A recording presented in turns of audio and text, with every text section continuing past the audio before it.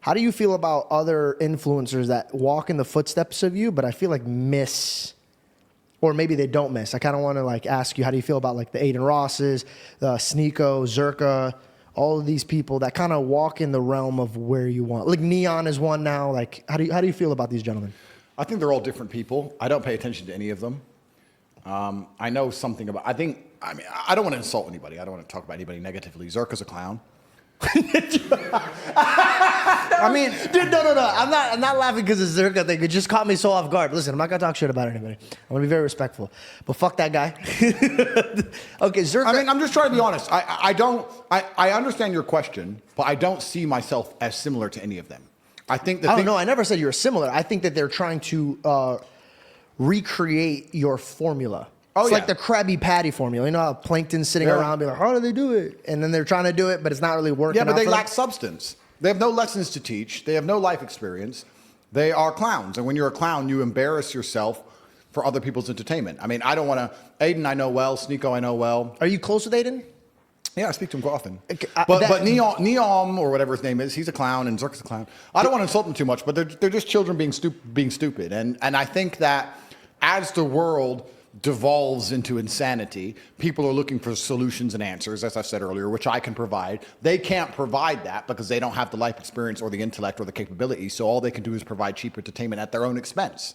When you're a clown, you embarrass yourself for other people to laugh. Yeah, and the Joker effect. Yeah, and it's a completely different subsect, but I do feel like there are some people who are trying to follow in my footsteps, and imitation is certainly flattering.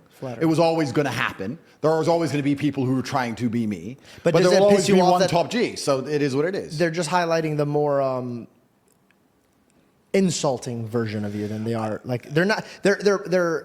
Your method is punch. Here's the knowledge. Yeah. And they're just punching. Yeah. For the clicks. Yeah. And I think there's thousands of people, and there's probably thousands of influencers I've not heard of who are probably trying to do something similar or to copy my formula or say the same kind of things. And yeah, that's probably. Who are you closest with?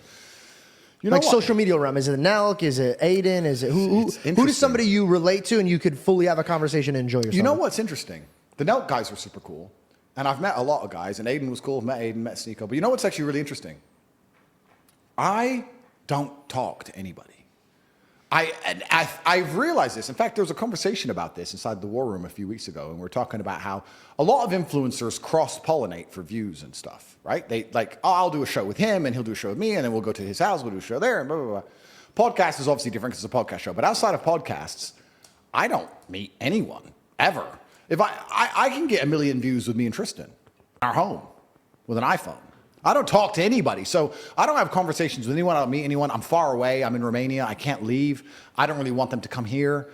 I don't want to have to entertain them. I'm quite isolationist, and my friends are the same friends I had 20 years ago. I don't have any new friends. I don't talk to any new people.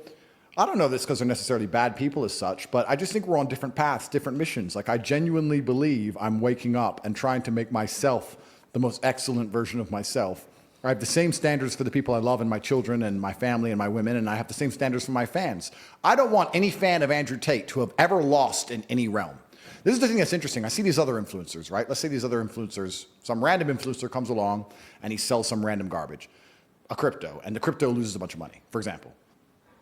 I couldn't sleep at night knowing that my fans lost money because of me. Yeah. I don't want money that bad. I would rather all of my fans say, you know what, you can say what you want about Andrew Tate, but since I listened to him, my life has only gotten better. Nothing bad has happened to me. I go to the gym, I feel better, I feel motivated, I feel happier. I joined his school, it cost $40, it was cheap, I'm making money now. What's there bad about Andrew Tate? Every single thing he told me to do benefited me. And I really think I'm on this path to excellence. And when I see all these other influencers, and I don't want to say names, and I'm not throwing shade, and I'm not trying to start internet beef, because that's what they're going to try and do, to try and get clicks off my name, because they're not relevant without me, and I don't give a fuck about any of them. Just don't name them. Yeah. All these people, what they're doing is, the way they're acting doesn't inspire anybody to be brilliant. Going in the street and yelling like an idiot, running around with half-naked girls and being entertaining and doing all this garbage they're doing. Nobody looks at that and goes, I want to be a better man. At all. They look at it and they might laugh. Yeah. They might think it's funny. It might get views. Entertaining, no substance. Yeah, it's no substance. And that's why I think my brand is quite unique, because it's very substance-driven.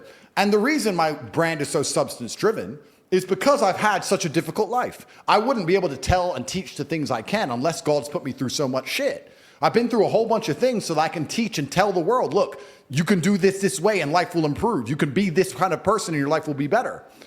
But I think all these other influencers and whatever else they're doing, I think they're largely a part of the problem.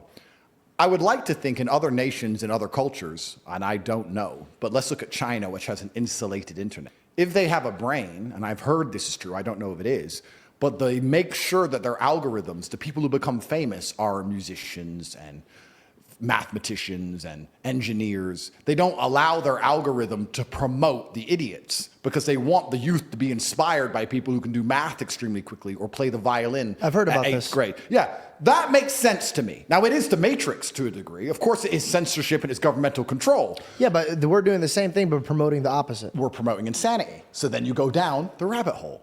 Why? Who? What's the end goal? Why do we want children to wake up, go on their phone and tune into a stream of some geek loser screaming at the top of his voice in public? Who is doing this? Why are we trying to dumb down the population and permanently distract them with absolute garbage? Because I truly believe that is, you talk about God and we talk about faith. To be a disciplined religious person, the word is discipline. It requires discipline. It takes discipline to read the Bible. It's not going to be screaming kids. It's not going to be flashing images. It's not going to be as entertaining as a stream with 30 naked girls. No, you're going to have to sit down, pay attention, read, focus, reflect, try and find the lesson in the parable, get confused, read it again, ask for help. You're going to have to study. That takes discipline. As we're destroying the new generation and removing their ability to focus on anything, removing their ability to be disciplined, you're taking them from God.